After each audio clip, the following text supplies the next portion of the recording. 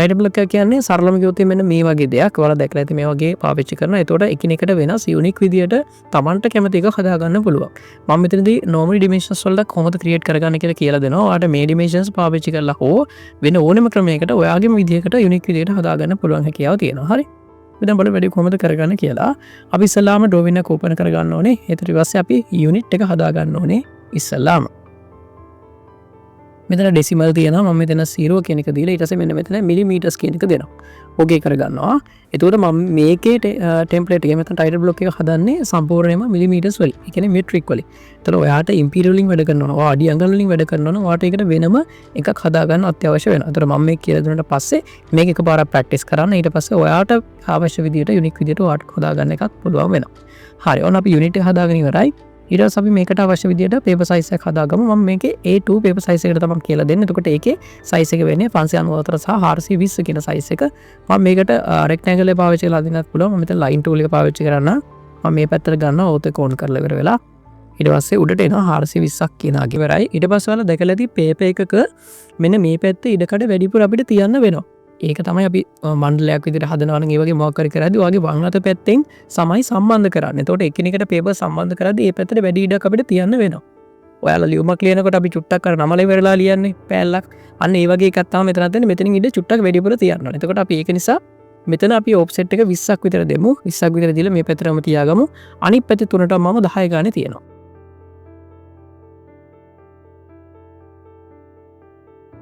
ඊට පස්සේ මම trim tool එක පාවිච්චි කරලා මේ අනවශ්‍ය දේවල් ටික මකා ගන්නවා. හරි. ඊට පස්සේ මම මේකේ layers ටික හදා ගන්නවා. අනිත් domain වලට යන්න කලින් layer properties වල ගිහලා මම layer එක හදා ගන්නවා.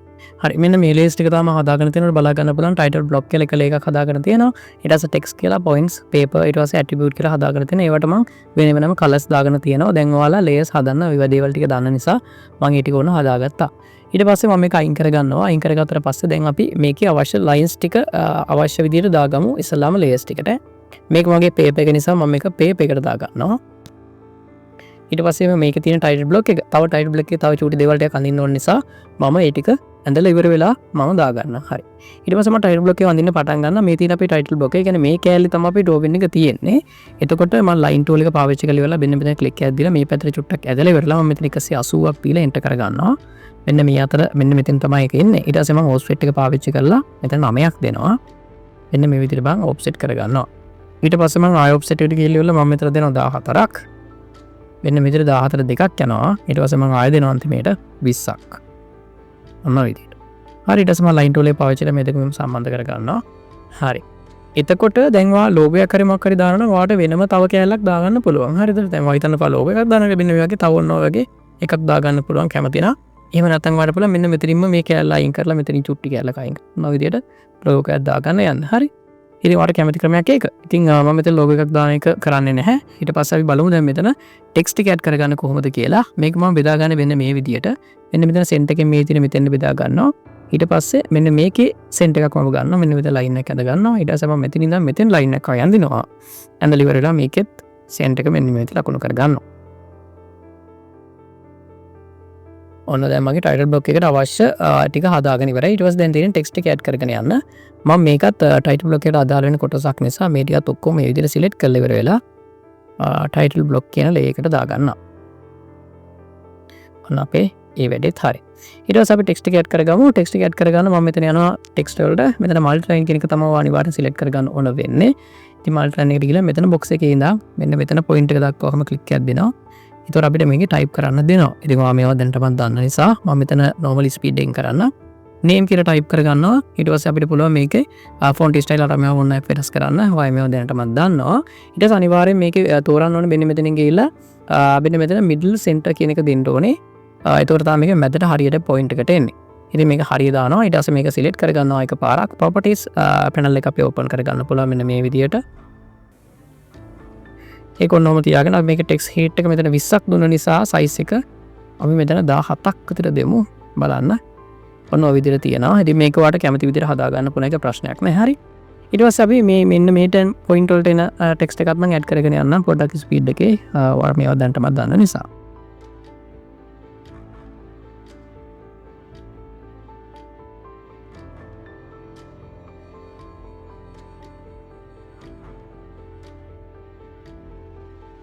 හරි මේ විදිහට එකක් දැම්මට පස්සේ මේ වගේම එකක් මෙතෙන් එන්න ඕන නිසා ඔයාලට ප්‍රශ්නයක් වෙන්නේ නැහැ. ඔයාලට පුළුවන් මේක සිලෙක්ට් කරලා කොපි එකට ගිහිල්ලා මෙන්න මෙතන මුල්ලෙන් අල්ල ගන්න. මේක මුල්ලෙන් අල්ලගෙන මෙන්න මෙතන ගිහලා ක්ලික් එකක් දෙන්න. එතකොට මේක මෙතෙන් හරියටම වැටෙනවා. හරිද? මම මේක කලින් කියලා දීලා නැහැ. ඒක නිසා ඔන්න මයික් කියලා දුන්නා. මේකේ මම එඩිට් කර ගන්න ඕන. ටික මේ ඩබල් ක්ලික් කරලා පස්සේ එඩිට් ඕපන් වෙනවනේ. ඊට පස්සේ අපිට පුළුවන් මේකේ වෙනස්කම් අවශ්‍ය දේවල් කරගන්න.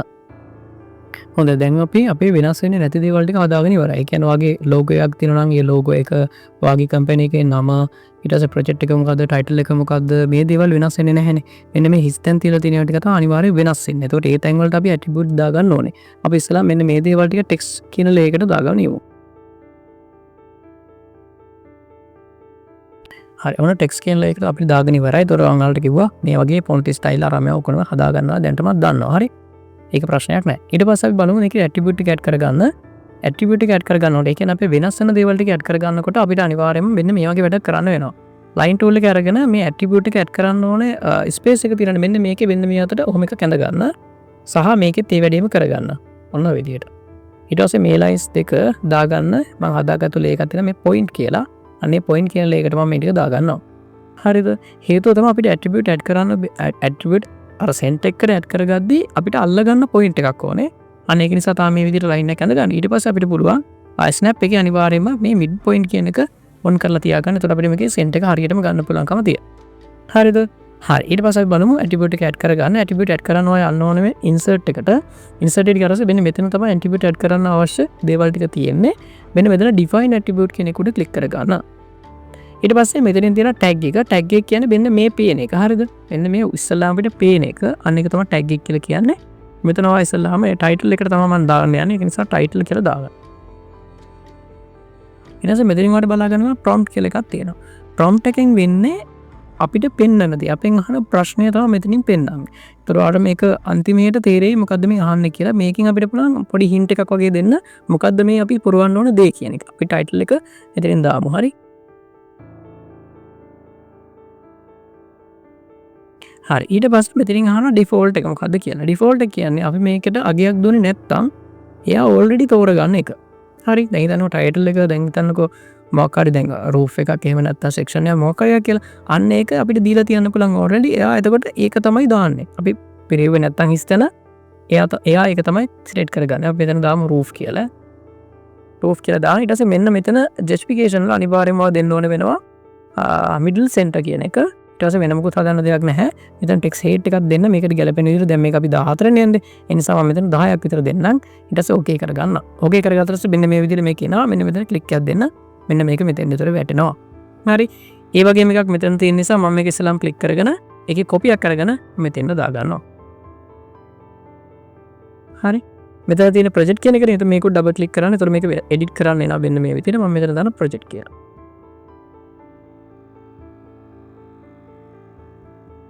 හරි ඒ විදිහටම මම මේ අනිත් තැන් වලටත් අවශ්‍ය ඇට්‍රිබියුට් ටික ඇඩ් කරගෙන අනේකයි කරන්නේ.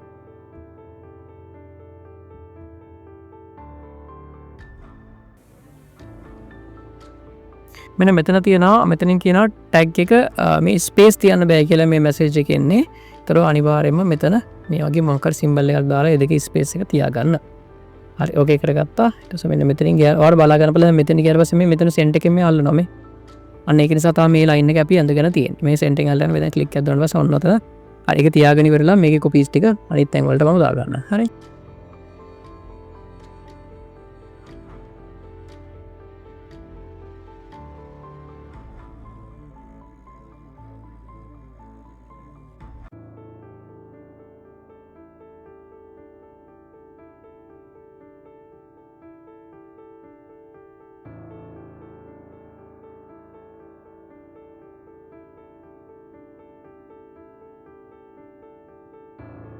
හරි ඒ ටික පුරවගත්තට පස්සේ මම මෙන්න මේ ටික අපේ ඇට්‍රිබියුට් කියන ලේයකට දාගන්න යන්නේ.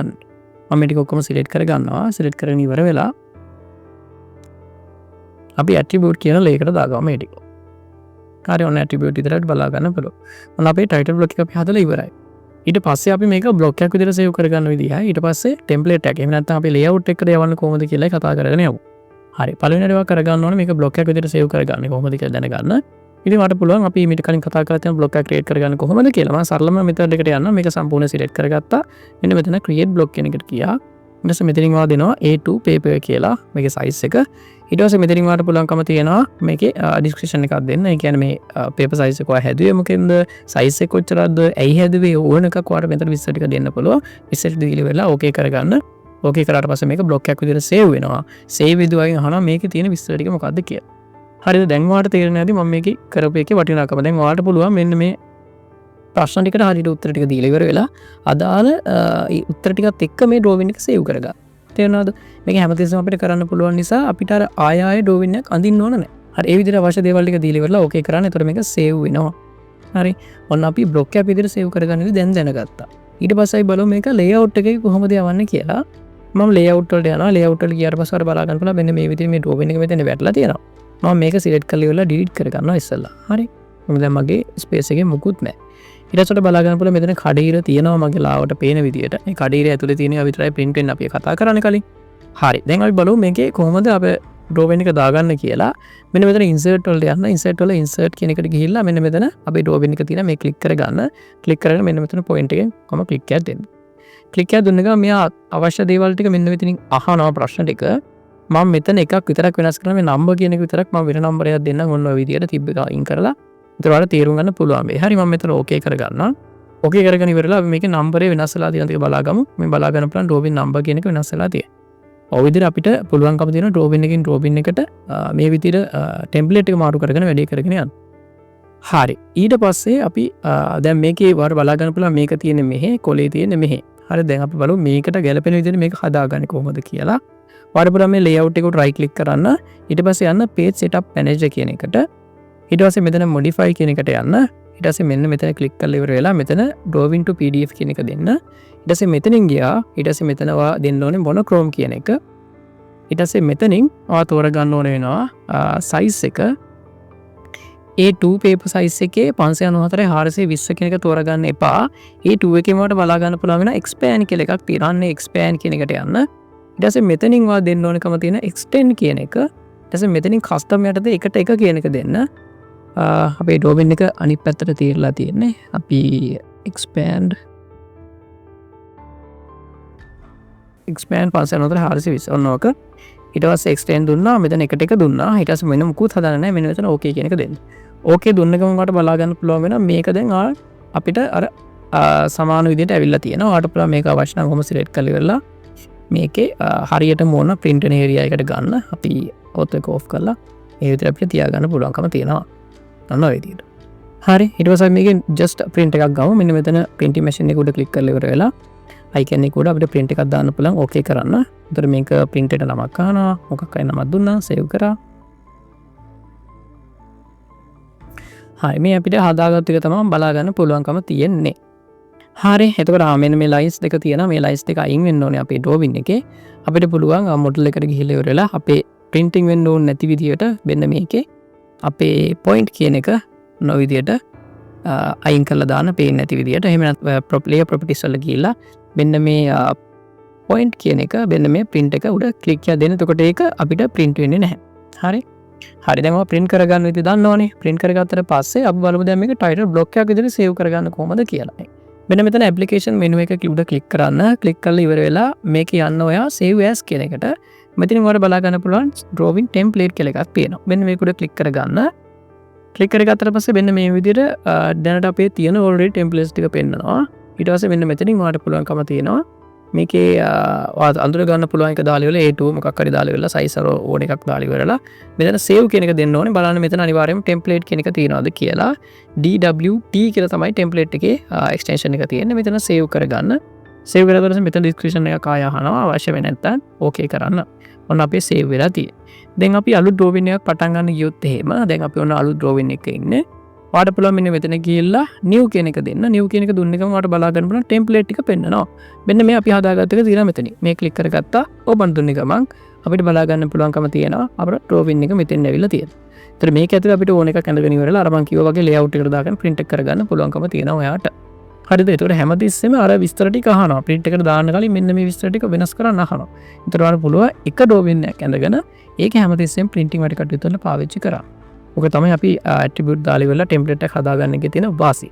හරි මම හිතනවා තේරෙන්නේ නැති කියලා. බොහොම සරලව තමයි පැහැදිලි කරලා දුන්නේ. මම සමහර තැන් පොඩ්ඩක් ස්පීඩ් ගියා. ඒතුව ඔයා දැනටම මේ දේවල් දන්න නිසා මෙතනදී ඇට්‍රිබියුට් ඇඩ් කරගන්න එකේ සරල දෙයක් අතු ඉන්සර්ට් ගියා ඩිෆයින් ඇට්‍රිබියුට් කියන එකට පාවිච්චි කරලා ඉවරලා අපේ ඇට්‍රිබියුට් එක ඇඩ් කරගන්න පුළුවන්. එතකොට අපි print කරන්න හැමතිස්සෙම අපේ විස්තර ටික අහනවා. ඒ වගේ මේ විදිහට විස්තර ටික වැටුණාට පස්සේ අපි දැන් හදාගත්තු වැරදි එකක් තිබ්බොත් එහෙම ඒකත් අපිට පුළුවන් මෙහෙම ළඟට ගිහිල්ලා ඉවරලා මේක උඩ ක්ලික් කරන්න. එතකොට අපිට මේ විස්තර ටික අහනවා. මේ නිස්සන් කියලා තියෙනවා. මම මෙතන කසොන් කියලා බීලා ඉවරලා ඕකේ කරගත්තොත් එහෙම මෙන්න මෙතන කසොන් කියලා වැඩ කරනවා. තේරෙනවද? මේ විදිහට අවශ්‍ය දේවල් ටික විතරක් වෙනස් කරලා ඉවරලා අපිට print එක ගන්න පුළුවන්කම තියෙනවා. හරි?